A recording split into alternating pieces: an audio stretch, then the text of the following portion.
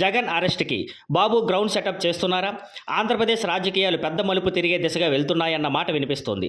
ముఖ్యమంత్రి చంద్రబాబు నాయుడు త్వరలో ఢిల్లీకి వెళ్లబోతున్నారు. ఇది సాధారణ పర్యటన కాదని, దీనికి వెనక పెద్ద వ్యూహమే ఉందని రాజకీయ వర్గాల్లో జోరుగా చర్చ జరుగుతోంది.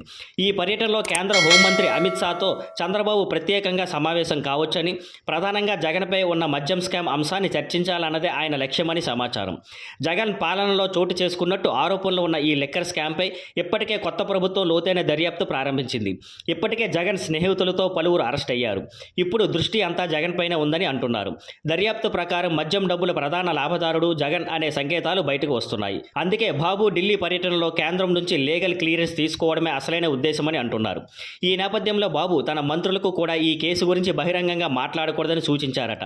అంటే అన్ని ప్లాన్లు పక్కా చేసుకున్నాకే పెద్ద అడుగు వేయాలన్న వ్యూహంగా ఇది కనిపిస్తోంది. వాస్తవంగా ఈ సమాచారం నిజమైతే జగన్కు నేరపూరితంగా పెద్ద ఇబ్బందులు మొదలయ్యే అవకాశం ఉంది. బాబు మాత్రం ఒక్క అడుగు జాగ్రత్తగా వేస్తూ ముందుకెళ్తున్నారు. Thank you for watching. Please like, share and subscribe.